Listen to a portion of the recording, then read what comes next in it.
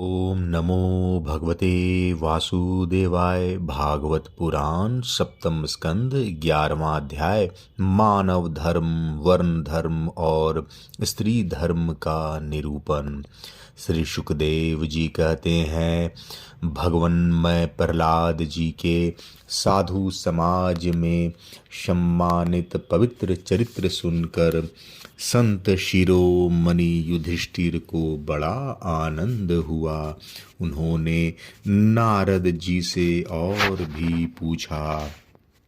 युधिष्ठिर ने कहा, भगवन अब मैं वर्ण और आश्रमों के सदाचार के साथ मनुष्यों के सनातन धर्म का श्रवण करना चाहता हूँ, क्योंकि धर्म से ही मनुष्य को ज्ञान, भगवत प्रेम और साक्षात परम पुरुष भगवान की प्राप्ति होती है। आप स्वयं प्रजापति ब्रह्मा जी के पुत्र हैं और नारद जी आपकी तपस्या, योग एवं समाधि के कारण वे अपने दूसरे पुत्रों की अपेक्षा आपका अधिक सम्मान भी करते हैं।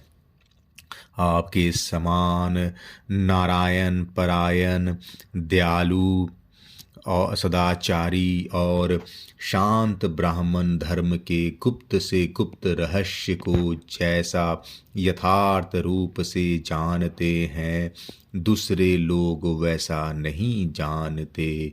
नारद जी ने कहा, युधिष्ठिर, अजन्मा भगवान ही समस्त धर्मों के मूल कारण है। वही प्रभु चराचर जगत के कल्याण के लिए धर्म और दक्ष पुत्री मूर्ति के द्वारा अपने अंश से अवतीर्ण होकर बद्र का आश्रम में तपस्या कर रहे हैं। उन नारायण भगवान को नमस्कार करके उन्हीं के मुख से सुने हुए सनातन धर्म का मैं वर्णन करता हूँ। युधिष्ठिर, सर्ववेद स्वरूप भगवान श्री हरि उनका तत्व जानने वाले महर्षियों की स्मृतियाँ और जिससे आत्मग्लानि न होकर आत्म प्रसाद की उपलब्धि हो, वह कर्म धर्म का मूल है। युधिष्ठिर, धर्म के ये 30 लक्षण शास्त्रों में कहे गए हैं।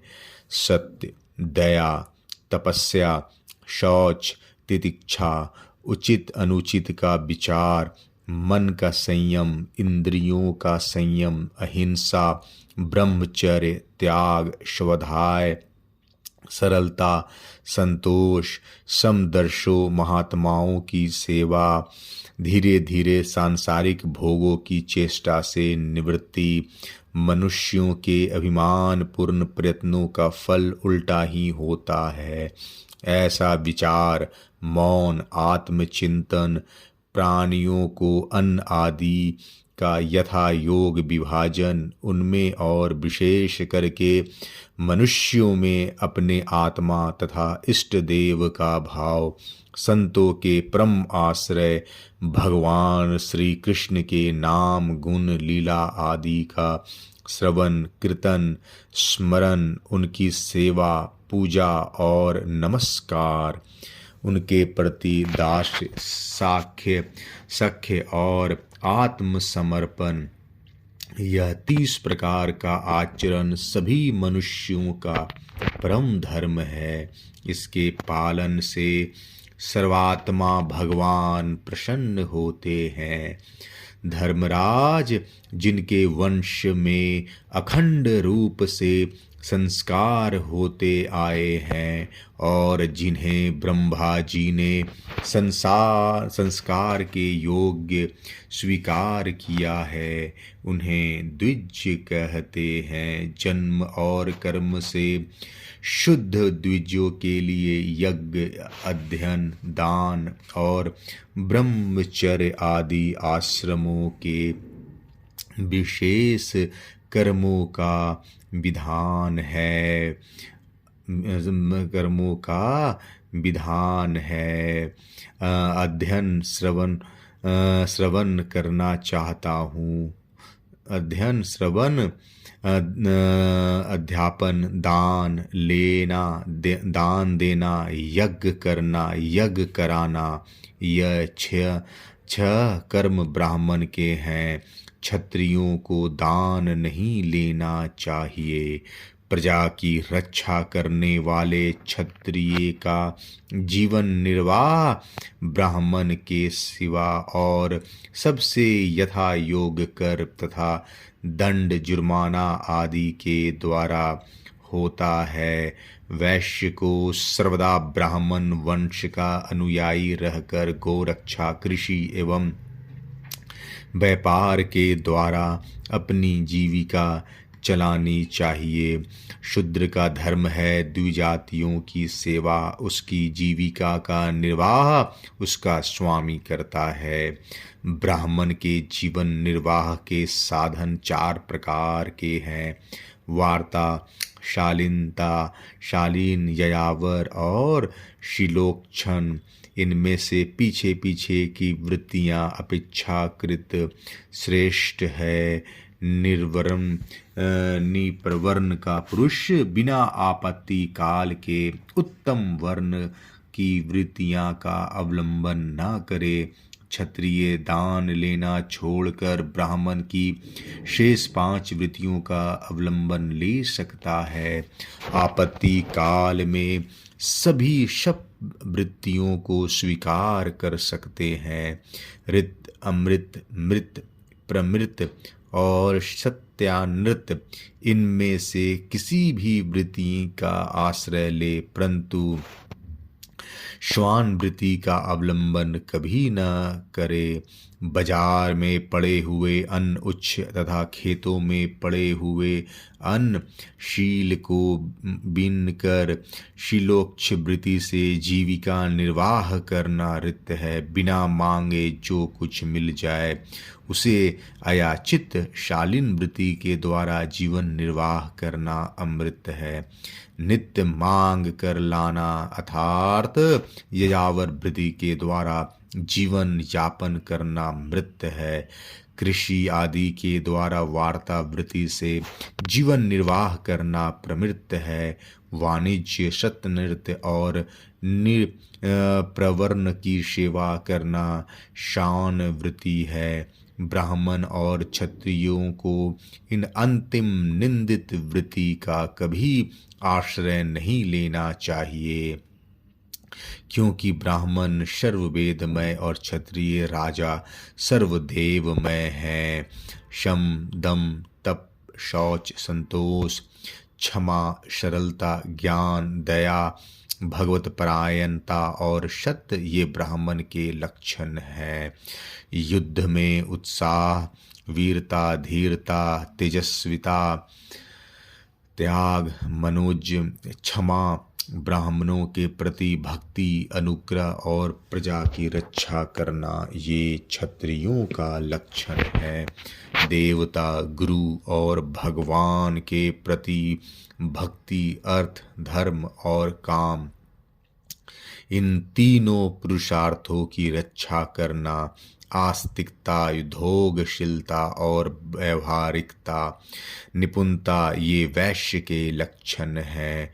उच्च वर्णों के सामने विनम्र रहना, पवित्रता, स्वामी की निष्कपट सेवा, वैदिक मंत्रों से रहित यज्ञ, चोरी न करना, सत्य और गौ ब्राह्मणों की रक्षा करना ये शूद्र के लक्षण है। पति की सेवा करना, उसके अनुकूल रहना, पति के संबंधियों को प्रसन्न रखना और सर्वदा पति के नियमों की रक्षा करना ये पति को ही ईश्वर मानने वाली पतिव्रता स्त्रियों के धर्म है। साध्वी स्त्री को चाहिए कि झाड़ने, बुहारने, लिपने तथा चौक पूरने आदि से घर को मनोहर वस्त्राभूषणों से अपने शरीर को अलंकृत रखे, सामग्रियों को साफ सुथरी रखे, अपने पति देव की छोटी बड़ी इच्छाओं को समय के अनुसार पूर्ण करे। विनय, इंद्रिय संयम, सत्य एवं प्रिय वचनों से प्रेम पूर्वक पति देव की सेवा करे। जो कुछ मिल जाए उसी में संतुष्ट रहे। किसी भी वस्तु के लिए ललचावे नहीं। सभी कार्यों में चतुर एवं धर्मज्ञ हो। सत्य और प्रिय बोले। अपने कर्तव्य में सावधान रहे। पवित्रता और प्रेम से परिपूर्ण रहकर यदि पतित न हो तो उसका सहवास करे।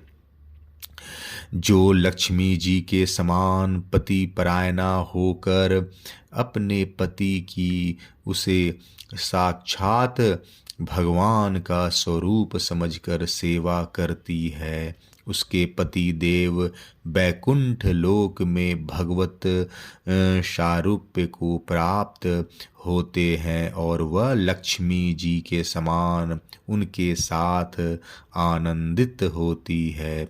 युधिष्ठिर, जो चोरी तथा अन्य पाप कर्म नहीं करते, उन अंत्यज तथा चांडाल आदि अंत्यवसायी वर्ण संकर जातियों की वृत्तियां वे ही हैं जो कुल परंपरा से उनके यहाँ चली आई है।